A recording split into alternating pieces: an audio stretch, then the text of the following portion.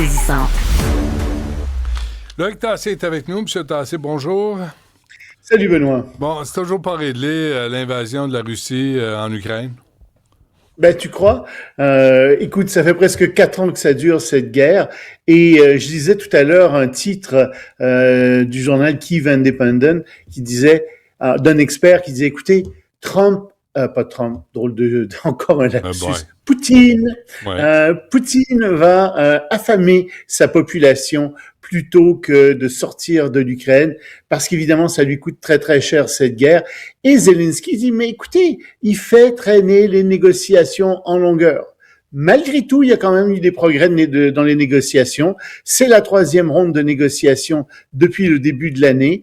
Et oui, on s'est entendu sur un certain nombre de choses, entre autres sur la façon de surveiller le cessez-le-feu. Les Américains seront très présents dans cette surveillance. Mais tu sais, les points clés sont toujours pas réglés. La centrale nucléaire de Zaporizhzhia, qui fournissait 20% de l'électricité à l'Ukraine, ben c'est toujours aux mains des Russes. Puis les Russes veulent pas redonner ça aux Ukrainiens, ou en tout cas veulent avoir une grande partie de l'approvisionnement en électricité de la centrale de Zaporizhzhia.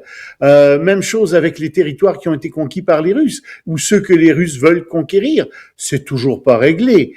Les négociations sont extrêmement difficiles. Si on veut trouver un point positif là-dedans, on peut dire que le négociateur russe a dit ce sont quand même des négociations qui sont menées de manière très très professionnelle.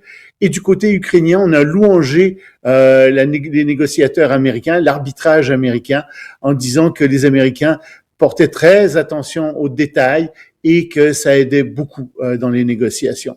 Mais c'est loin d'être réglé, malheureusement. Bon, et toujours la Russie qui va se défendre pour empêcher la saisie de navires russes. Dans quel contexte? Oui. Ben, tu sais, il y a une flotte fantôme russe qui approvisionne la Russie, qui fait sortir des produits de la Russie, parce que la Russie, il faut le dire, c'est le pays le plus sanctionné au monde.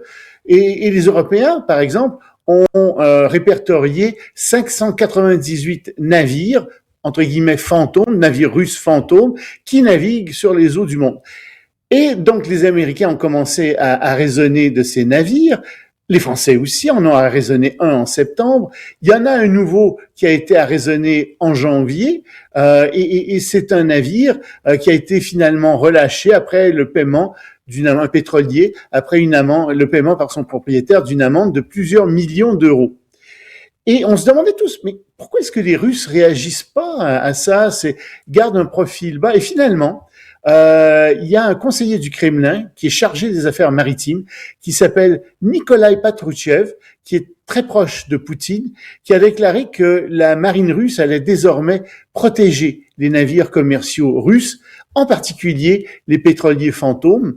Il a dit qu'on dit fantômes, évidemment, les Russes admettent pas ces termes-là, mais ils allaient les protéger de la France, de la Grande-Bretagne et des pays baltes. Curieusement, il n'y a pas mentionné les États-Unis. Et il va plus loin en disant, nous, on a peur que les Français, les Anglais, etc., interdisent aux navires russes l'accès à l'Atlantique. Et donc, ils en font véritablement une question très importante de liberté de commerce. Ils disent que chaque fois que des gens des pays arraisonnent des bateaux russes, il s'agit en fait d'actes de piraterie. Et comme ce sont des actes de piraterie, on peut utiliser, bien entendu, la violence contre ces gens qui font ça. Ça pourrait être un casus belli. Je pense pas que ça aille jusque-là, mais c'est certain que la Russie va désormais protéger de beaucoup plus près ses navires commerciaux. Bon, et James Colbert et Donald Trump, c'est pas fini, hein? Oui. Ce duel. Je sais que tu aimes bien James Colbert. Et tu sais, Colbert, évidemment, a subi des pressions très, très fortes de Donald Trump. Et figure-toi que James Colbert... C'est Stephen Colbert. C'est pas James Colbert. Non, oui, j'ai écrit James Colbert, c'est Stephen Colbert, excuse-moi.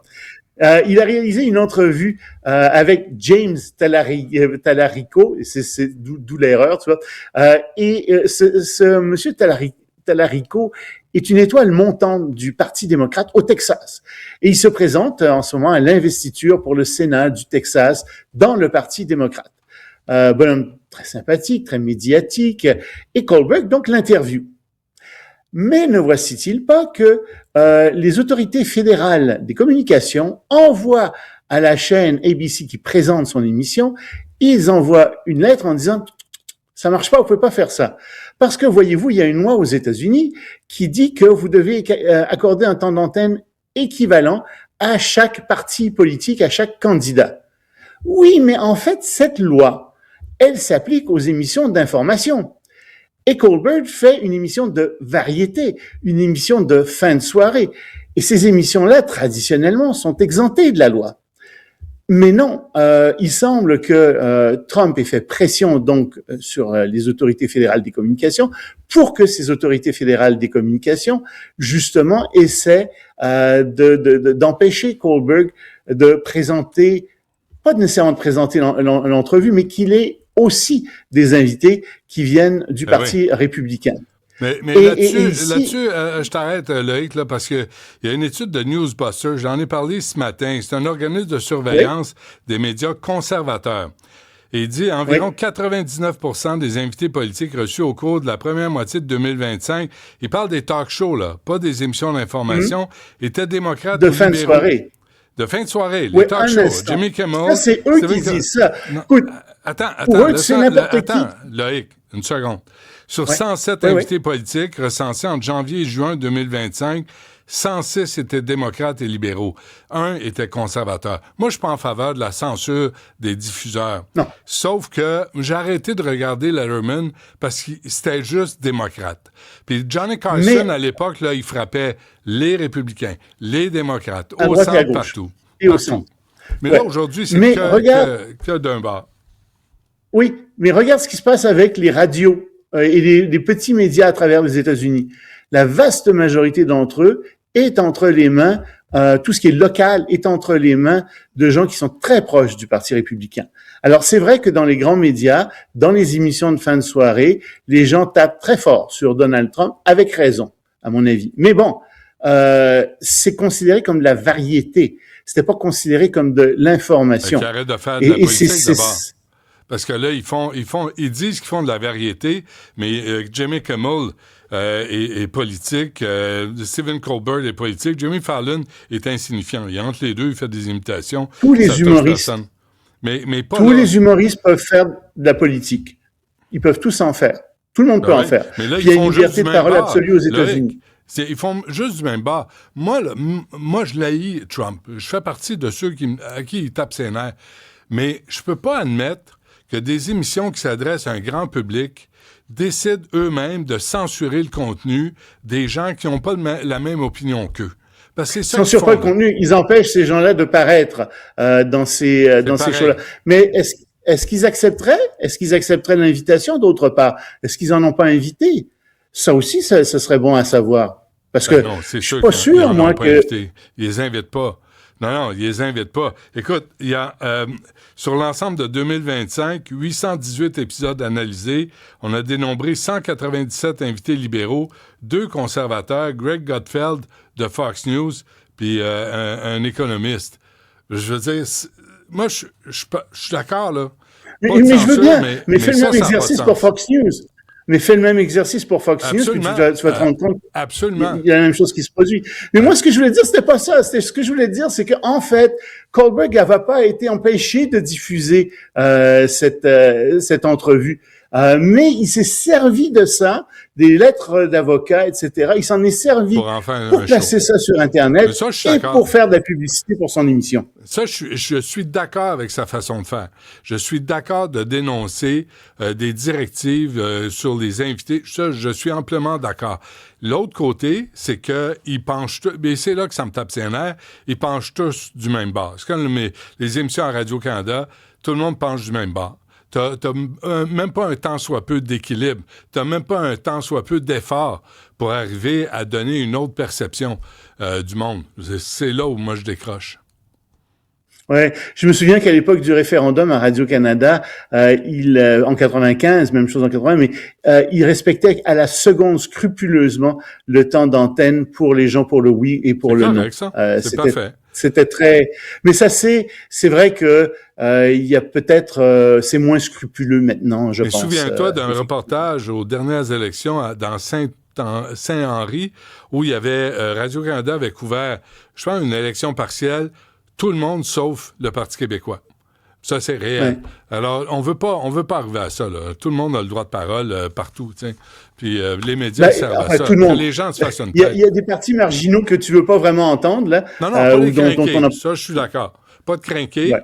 Mais, tu sais, moi, ici, les libéraux veulent venir, ils viennent. Québec solidaire veut venir, va venir. Mais les crinqués, les fous furieux, ça, on les invite pas. Benoît, je suis entièrement d'accord avec toi. Je suis tout à fait d'accord avec toi. Il faut une pluralité d'opinions, une pluralité d'invités, et je pense que tu fais honneur à cette façon d'envisager. Mais tu vois, comme ce matin, oui. Ce matin, on a appelé Alexandre Boulris pour qu'il vienne en entrevue, tu sais, parce qu'il veut se présenter, on le sait, pour Québec solidaire. C'est lui qui refuse. Là, moi, je peux pas le chercher par la main, mais l'invitation est là, en tout cas. En tout cas, on va suivre ça. Mais c'est pas simple, puis tu sais, tu veux pas... Moi, je regarde Fox News, puis je roule des yeux pareil, parce que c'est la même approche. Tu sais, c'est tout du monde qui penche du même bord. C'est lassant. Mais si je peux juste ajouter... Excuse-moi, Loïc, j'allais dire, tu sais, Cube Radio, qu'on a une tangente un peu plus à droite, tu sais, un peu plus vers cet échiquier-là politique, et on en invite des gens beaucoup qui sont plus à gauche, et souvent, on se bute à des refus. C'est pas parce qu'on ne les invite pas, puis ça, c'est vraiment très juste ici, mais... Non, mais je t'arrête, parce que moi, je veux pas être identifié à droite, puis je veux pas être identifié à gauche. Non, c'est vrai que toi, tu veux pas être identifié, mais... Puis moi, je trouve qu'il y a des bonnes idées de chaque côté qu'il faut les mettre en valeur, mais j'ai pas de chapelle. Mais aux yeux de la gauche, Benoît, on est quand même, nous, considérés... Eux nous voient comme un média plus de droite Cube, c'est ce que je veux dire. Mais toi, personnellement, je sais que parfois, ils ont besoin d'un électrochoc pour les ramener à la réalité. Et aux yeux de l'extrême droite et de l'extrême gauche. La presse qui parle de comment il s'appelle, Quentin de Ranc, qui a été tué à Lyon. Oui. Il parle d'un homme de la droite radicale. Mais la presse aurait pu dire la gauche radicale a tué un homme qu'on dit de droite radicale. Non, jamais. Ça, c'est là où je suis plus capable. C'est là où je débarque. On se reparle demain, Loïc. Merci. Ça marche, Benoît.